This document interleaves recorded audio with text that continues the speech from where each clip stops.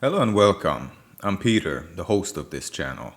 And on this channel, I share my experience as an independent explorer in the world of the occult. Also, I truly believe that you didn't find me by accident and that what I have to say will help you thrive on your spiritual journey. So in today's video, I'm going to tell you what kind of gifts or achievements has the Spirit of Space granted me, and how these gifts and achievements can help you too if you're interested. Oh, by the way, if you find that this video is to your liking, then please give it a like, subscribe, and hit the notification bell, as it really motivates me to create more content like this. So first of all, let me tell you honestly that I don't know how I got in contact with the Spirit of Space, but all of a sudden it was there, as it is everywhere in everything. In fact, it's the other way around. Everything exists and happens inside of it because of it. I just didn't know that it could communicate. And I most certainly didn't know that it had its own ideas about what kind of magic I should learn to practice and what kind of spirits I should conjure and work with. The short answer is no one. I no longer need to contact or work with any other spirit from any of the grimoires out there. I'm telling you, all the achievements of my life come from this particular godlike spirit who no one has ever talked to me about previously. But before I get into these achievements, first, let me tell you about the Vedic Siddhis and what kind of achievements or powers are listed among them. For your information, the Vedic Siddhis or Mahasiddhis are various achievements, occult powers, or accomplishments that a true yoga adept can gain through his or her spiritual journey. So there is Anima, which is miniaturization, meaning that the great yoga adept can miniaturize to the size of an atom or even smaller. Mahima, which is the opposite to Anima, as it is the maximalization of the mind to great proportions. Garima, which means becoming infinitely heavy. Lagima, which is weightlessness or levitation. Prapti, which means extension of oneself to be anywhere and anytime all at once. Prakamya, this one means irresistible will, using your will as freely as you like. Vashitva, complete mastery over the material elements. Ishitva, which is lordship over nature. And Kama Avasayita, the fulfillment of all desires or complete satisfaction. I think this would be the ultimate goal and grand prize for every human being on this planet.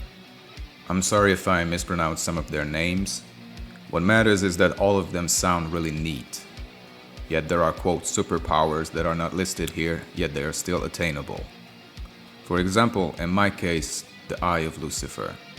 Even though I know that Lucifer is not mentioned anywhere in the Vedic texts, yet I've been told during my divination meditation sessions and in my lucid dreams by the Spirit of Space that I will acquire the Eyes of Lucifer, whatever that meant. Later I found out. Over a year ago, I don't know what, but something happened to my eyes. I started to see things that looked quite otherworldly.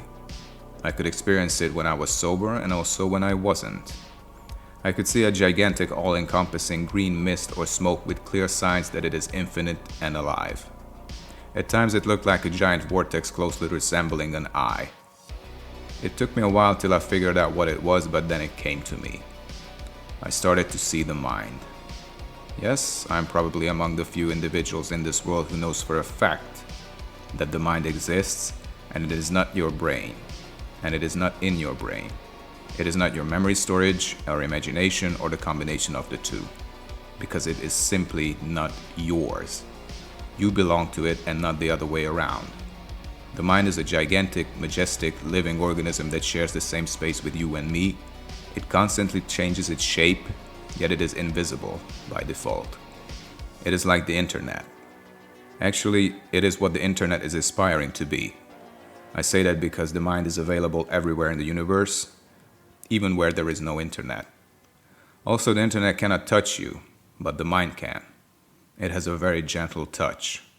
I know I sound crazy, but just bear with me. So, your mind is not like an HDD or SSD drive in your brain. How could it be when the mind is bigger than you or this star system we live in?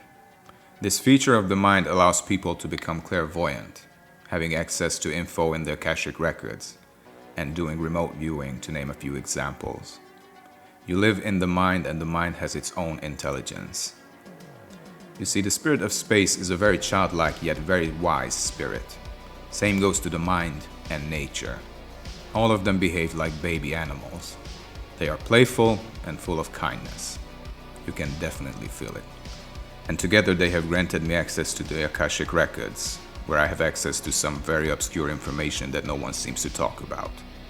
One example of this would be my video on lizard people. It is channeled information, and if you haven't checked it out yet, you can check it out here. Fun fact about the mind is that if you really need an idea of what it looks like or closely resembles, just look at your fingerprints, as your fingerprint is a frozen picture of the swirling green mist-like energy, both in front and behind your eyes, which is the mind.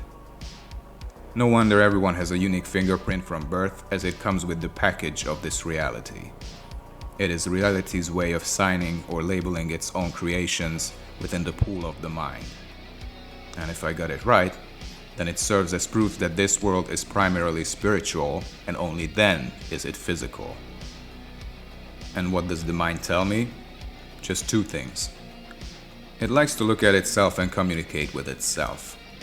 This is the never-ending game it plays with itself. And I just happen to be one instrument through which this becomes possible. It is constantly getting to know itself, but the process never stops because it's ever changing. The other thing it regularly communicates is that our wills are aligned.